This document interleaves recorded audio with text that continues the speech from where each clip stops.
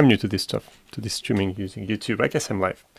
Hello guys, and welcome to another Friday Live. Here is Francisco Rua in Portuguese, as we say. I'm a photographer and I'm doing these Friday Lives to talk about interesting subjects. And today, for example, I want to talk again about perception.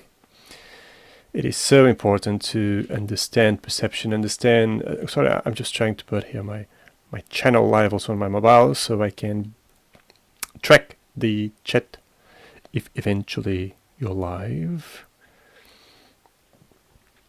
Yeah, got it. So shut up. I just want the chat, I don't want the audio. Okay, so the point is that it's so crucial to understand perception or to know why we are doing what we're doing. When you're just taking pictures for the sake of sharing good imagery, you're like shooting randomly into the air, hoping that one of your shots will hit the target. You can be just an inspirational artist, or you can learn how to seek and how to develop your ideas, your creativity, and to transmit a message. I accept you if you are just like a Picasso and you take pictures, you draw, whatever. I understand that. But for the sake of this video, what I'm talking about, that is perception, I want to explore the concept of color and how I use it. That's just my interpretation. Again, perception is subjective. I have mine, you have yours. And that's the point. The viewer will have a unique interpretation of the image they're seeing. And if you are creating that image from start to finish, you have to take that into account. You have to think about the perception of the viewer. For example, if you want the eyes of the viewer to follow a certain line, you have to use a specific perspective. You have to find lines in your image, architectural shapes, using perspective, using events, something is happening, or just following some basic rules of perspective, and you guide the viewer's attention to the main spot of your image. That is where the action is, where you want to transmit a message. There's your model, there's your object, whatever. And you can do that understanding how perception works and understanding also how the human eye works. So, for example, you should know that our eyes are colorblind. All around our target is colorblind. We only can perceive color in the center, on the focus point or something like that. I can dig this out. I got the main idea, and for me that's enough. But I can dig it and have a more scientific approach to it. But it's proven that the peripheral vision that we have is unsaturated, black and white, or whatever, just one tone. And our brain is responsible for filling up the gaps and to put color all over around. So when I'm seeing my hand, I see skin color because my brain remembers that color. But if I leave my hand there for a while, my brain will forget the color of my hand, and after a while I will not be able to see the color of whatever is on my peripheral vision. Try to focus on one point for 1 minute and don't look to anyone else. Just stare to that point. There are lots of illusions and perception using this trick. Another funny and interesting point is, if you are looking for 1 minute to, let's say, a blue cardboard, a blue target, for 1 minute, after 1 minute you look to a white target, and in that same location where you were printing that image on your eyes, on your brain, that blue image, the moment you look to a white target, the brain will project the opposite color in the exact same location that you were printing that image on your eye. So you will see a red shape instead of the blue one. This is the complementary color or the opposite color.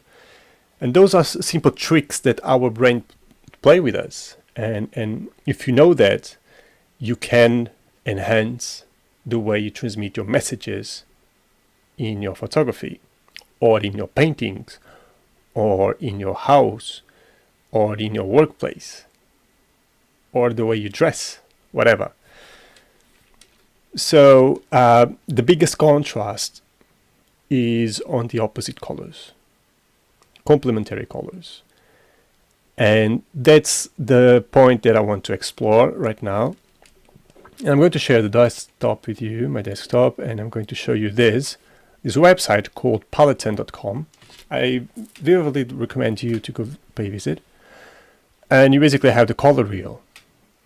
I hope you are familiar with the color wheel. Maybe the color wheel you are used to see is more basic, something like that, right?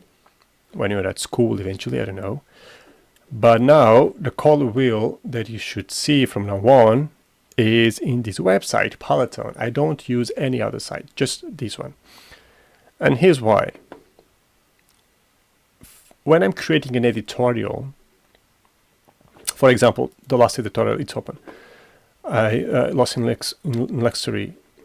When I create my briefing before shooting, and this is the production mode, right? The pre-shoot, and I create a briefing, a photo shoot planning that I will use later as a briefing before the photo shoot. And yeah, I can share and guide you with this later on another video, but this is one of the main things. I have the colors that we are going to use as a reference, like the main colors, the color palette. This is useful for the stylist to know what wardrobe to use. This is useful to the makeup artist. This is useful for the retoucher. And yeah, I am the retoucher, I am the producer and the stylist of my shoots usually. Not makeup artist yet, although I'd like to do a course of it to understand the language of the makeup artist. But moving over, the main colors are black and gold. Why?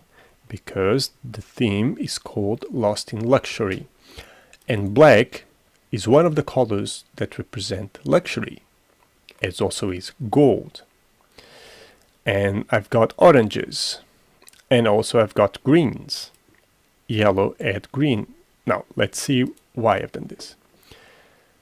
So black is for luxury, black is black, the opposite is white, so it's easy to create a contrast if you want contrast, and I want contrast. Why do I want contrast? Because I want drama, I want to create drama. This is lost in luxury, lost in passion. That's the complete name of the session, should be something like that. Lost in passion. So because I'm referring to lost and passion and luxury, fashion editorial images and location for portfolio contrast luxury, loss and or lost as too much, at the same time transmit a sensual and glamorous look. That was my idea. And using colors, well, I'll be using gold. Gold is a dark orange with some brown, let's say, where brown is unsaturated and dark orange, sort of. I'm using brown, golds, oranges, and yellow and greens. So I'm using this range, the right side of the color wheel. That means that all the opposite colors that I can eventually use or not are on the opposite side, on the left. The best way to see complementary colors is using this one, for example. So when I move the main color, on the other side I have the complementary color. So this is the main of the scheme, the tetrad, just an example. So this is the main color. If this is the main color, the primary color, okay, let's select this and follow the tags of the website. The complementary color or the complement color or the opposite color is on the other side. This is a cylindrical graphic. So the complementary color or the opposite is 180 degrees phase with the primary, aka on the other side. And I like to use contrasts. The highest contrast is on the complementary color, and I use it because I want to create drama. That's me, usually. So let's say I'm going to use a triad of colors. Instead of using, if I'm using reds, for example, the biggest contrast will be using greens. But if I want to soften it a bit, I will use the secondary colors. There should be a 45 degrees. When we mix the secondary colors and we are talking about light, this is not organic color, this is light. Remember the difference? Organic color, when you mix them all, you got black. Light, you mix them all, you got white. Right? This is light, don't forget. Secondary colors together will give you the primary. So in this case, if I mix purple with orange, I will get red. If I mix this red with this dark yellow, I will get orange. If I mix this cyan green, cyan blue or green with this bluish violet, I will have blue. That's how it works, because in the spectrum of light, regarding the frequencies, this is like a sum in terms of radiations that are phasing with each other or in different frequencies, and adding this and that one in those specific frequencies that we see as those colors, because color is an electromagnetic field in the visual spectrum of the electromagnetic waves with a specific frequency for each color, right? Don't want to get too technical, because I don't even know that much about the technological stuff or scientific stuff. I can dig about it, but it's not the point right now. The only thing we should know is summing secondary colors, we'll have the primary color. 45 degrees. Whenever we sum secondary colors at 45 degrees, if I'm not mistaken, from the primary, we got the primary. So if I'm using red, if I want to create a soft palette of colors, I use complementary colors that are close, they're adjacent to the primary color. This will create a soft look in our outfit, the wardrobe. In our homes, we want a cozy space. We may mix blues and greens, or greens and yellows, and I'm sure, or yellows and reds, or reds and purples. I'm sure that you've seen all of these color palettes in your favorite stores or in great houses with great design, because we try to have adjacent colors to create a peaceful environment. Eventually, you can add opposite adjacent colors using this triad. So now the secondary colors, those two colors are the secondary of the complementary color of this one that is not here. So I'm creating a little bit of drama, because I'm not using this secondary color, like the complementary color is not there, it's just a virtual point, but I'm using its complementary colors. So I'm giving a little bit less contrast than if I was using just this color. So I can use a soft triad to promote softness, kindness, peace of mind, relaxation, creativity, you know. Or I can be a little bit more aggressive. Sorry, be a bit more aggressive and use higher contrasts. And you can analyze the color palette here and have some higher contrasts. These would be more suitable, for example, for the working place and not for your home. This is a color palette. Now you can increase, of course, how strong the colors are. The saturation point.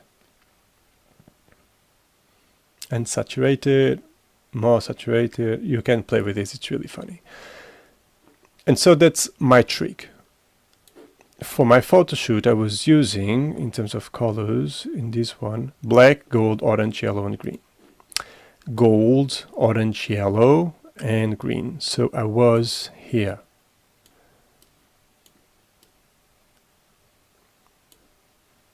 I was here somewhere. Orange, gold, orange, and green and yellow. I was using this color palette. And the interesting stuff, let me see if I can find, I'll show you the files in a minute.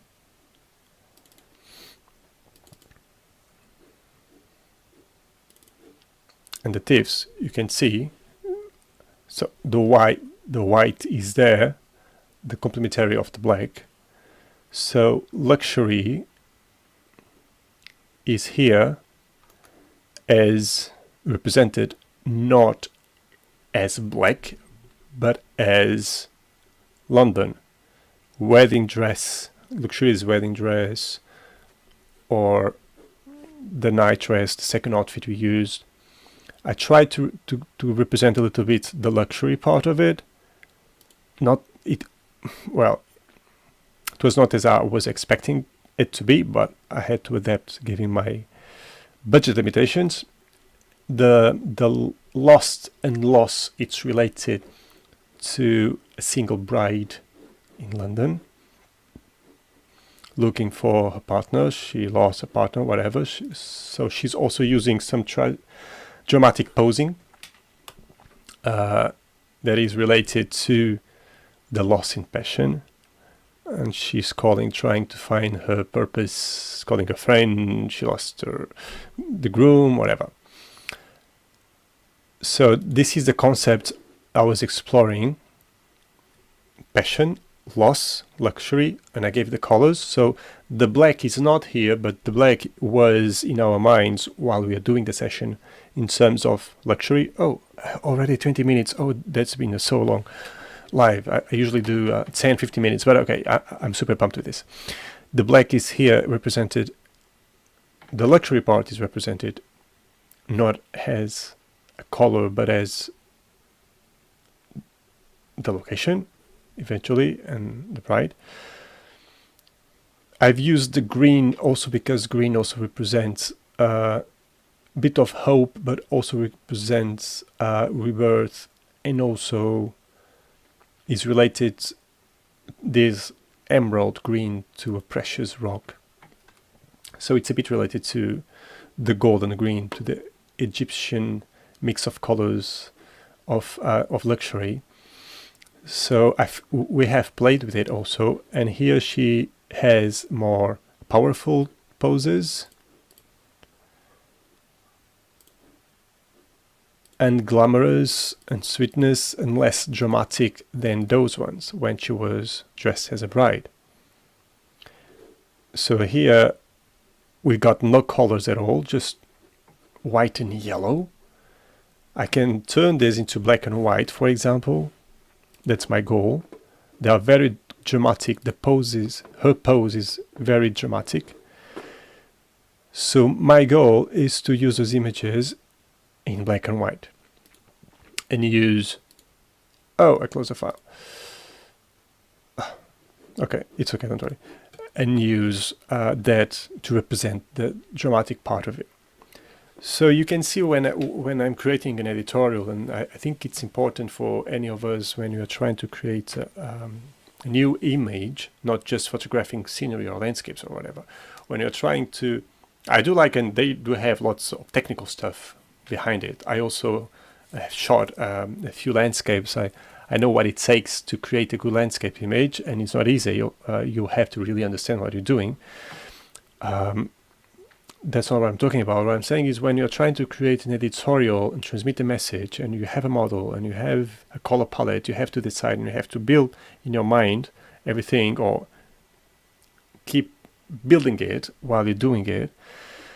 And you have to have everything figured out before the shoot. Because then when you're shooting, you are improvising. And if you know what you're doing, if you understand the colors, if you know what you're looking for, and what types of poses you are going to guide the model to do, in function of the wardrobe she's using and in function of the colors you're using, because you know the meanings of the colors, and that's another thing that you can do very quickly. Color meaning. You can search in terms of spirituality, in terms of whatever you want. And this is just the first example that comes in Google. So I'm using orange is health, energy, warmth, fire, excitement. Yellow is sunshine, happiness, caution, optimism, or cowardice. Depends on what you're using. Green is affluence, nature, greed, so depending on what you're trying to transmit, go find the colors that you want to use, understand why you're using it, and use this as a base to understand how to guide your model, how to compose your image, if you need to be more dramatic, less dramatic, etc., etc. For today, I really want you to know this online application called Paletton. I really love it. It's my number one tool to build my color palettes. With time, you'll know how the color wheel looks like, and you'll know what complementary colors are of each other. Well, you can just remember it, and if you want to create a smooth image in terms of colors, blue, green, yellow, for example. Red, orange, and yellows are on the top right. You can keep that in mind, for example. So this is a really useful tool. And that's all for today, guys. 25 minutes off my live. Today was all about Paletton, the color palette, complementary colors, secondary colors. When you sum the secondary colors, you got the primary color. It can be more complicated than that, but just keep this in mind right now. Then understand what colors are you using and why, and use that as your advantage to guide the model, to build a shoot, to choose a wardrobe, and to guide the makeup artist in terms of color palette and in terms of impact. That's my experience, guys. I wish you a very good weekend and the best energies for you guys. Keep sharing the love. Like and subscribe if you like. If you don't. If you like, cool, let me know. See you guys.